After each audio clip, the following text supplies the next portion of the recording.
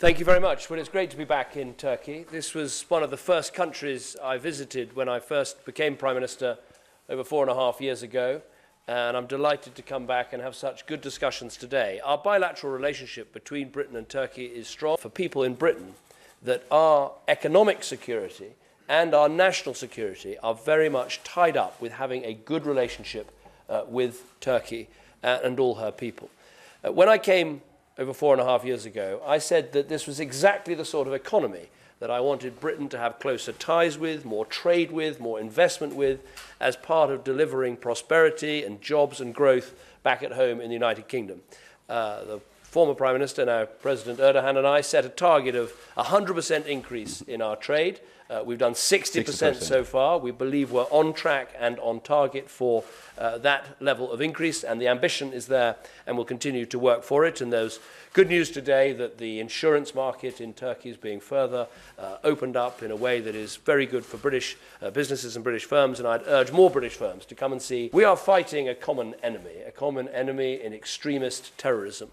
And the Prime Minister and I have been discussing today how we'll work as closely as we possibly can, whether it is about stopping people coming through Turkey to Syria or Iraq to fight for ISIL, whether it's about making sure we deal with people when they return, whether it is the highest levels of intelligence cooperation that we can possibly achieve between our countries. This is all about making sure it's strong already but should get stronger. As you said, Prime Minister, we also discussed the long-term strategy we have to defeat ISIL and to restore stability to this part of the world. I think we share exactly the same perspective, which is that what we need in Iraq is what we need in Syria. We need to see governments that can represent all of their people, whether they are Sunni or Shia or Kurd, and we need to see in Syria a government that can represent all of the people, and we need to work towards that long-term objective.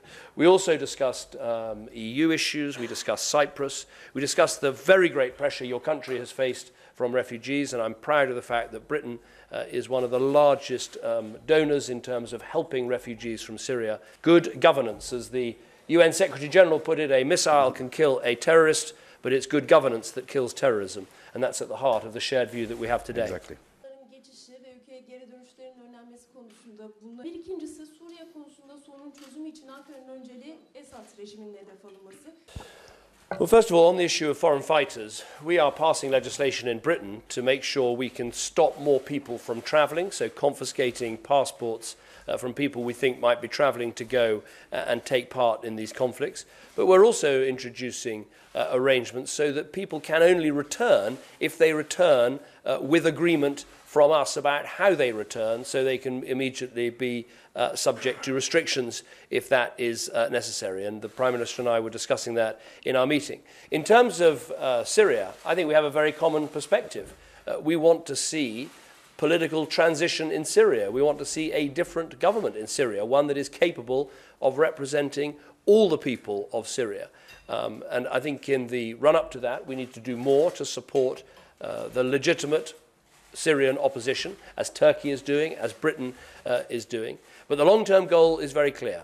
And we agreed that if you look at where this threat of ISIL, Daesh, call it what you want, where it has come from an Iraqi regime that was not capable of representing all its people.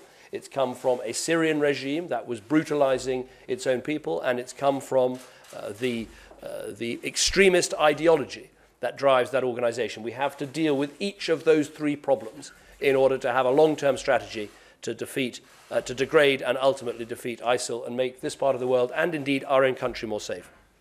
A report that's come out into the activities of the CIA, the reference to torture. Take the question about the report issued today, and let's be clear, torture is wrong. Torture is always wrong.